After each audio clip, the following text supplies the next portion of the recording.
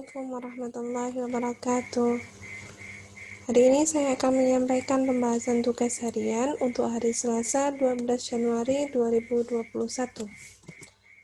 Hari ini di hari Selasa ada beberapa tugas. Yang pertama, untuk melihat link YouTube, mengerjakan matematika halaman 7, LKS tema halaman 7 juga, nomor 1, 4, dan 6.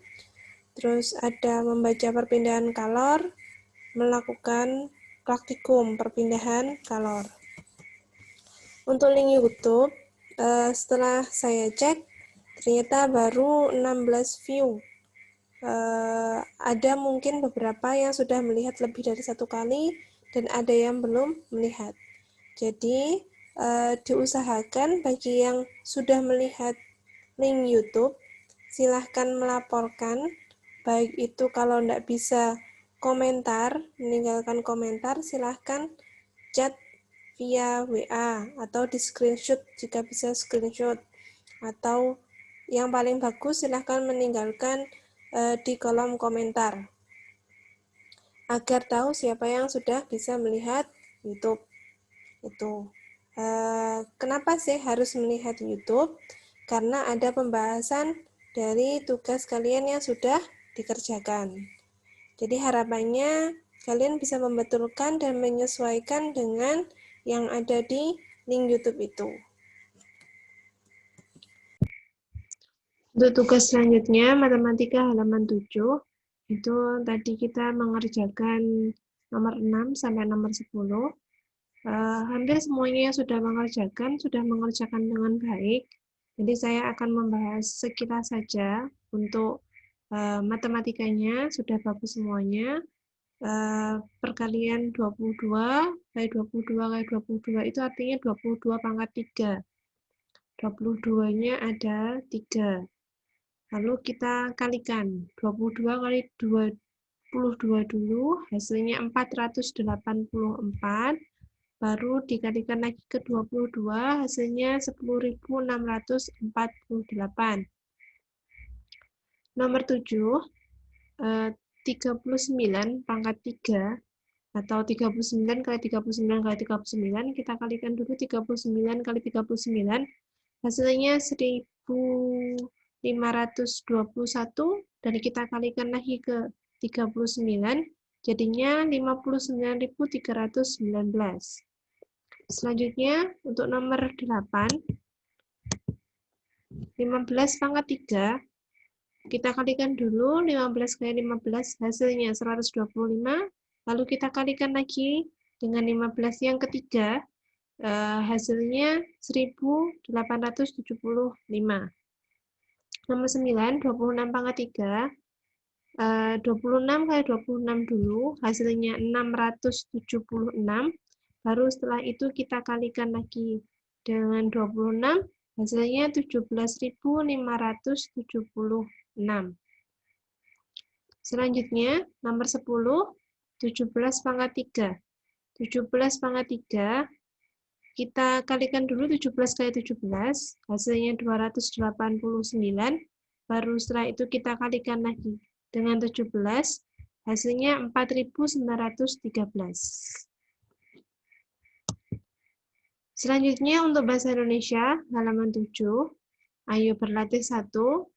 Untuk mengerjakan, ayo berlatih 1, ada bacaan, dan kalian sudah membaca sumber energi panas.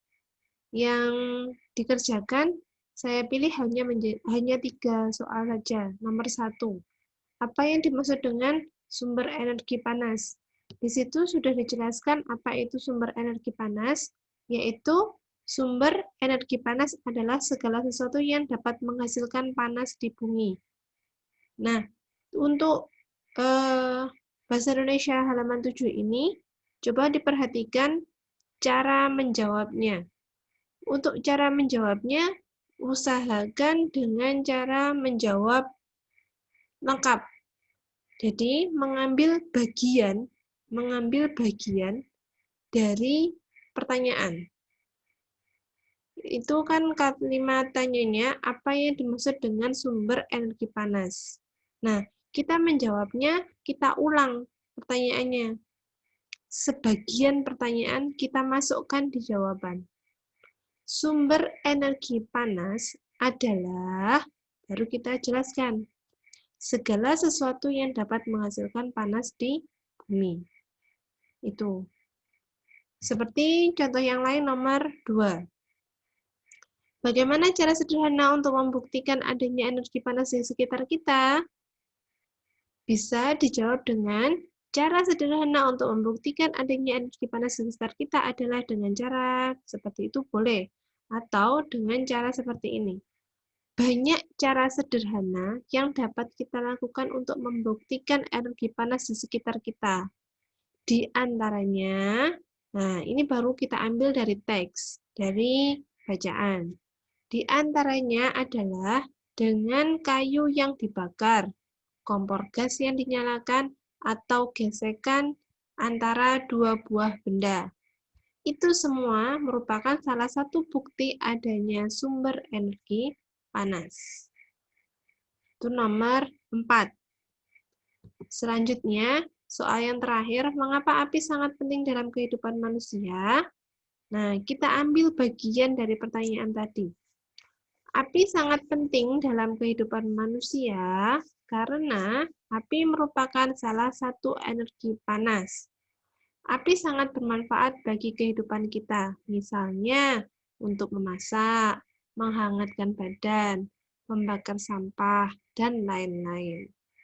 Untuk soal yang nomor 6 ini, mungkin memang tidak ada sama persis seperti yang ada di bacaan. Tapi kita bisa menyimpulkannya atau kita bisa memasukkannya aktivitas kita sehari-hari. Itu untuk bahasa Indonesia. Selanjutnya di perpindahan kalor. IPA. Perpindahan kalor di sini tugasnya adalah membaca. Nah, sekarang Bu Rofi akan merangkum inti dari apa yang sudah kalian baca tadi. Yang pertama, yaitu panas atau kalor dapat mengalami perpindahan. Jadi panas itu bisa berpindah. Kalor atau panas tadi itu berpindah dari benda yang bersuhu tinggi ke benda yang bersuhu rendah. Misalnya saat merebus air di atas kompor.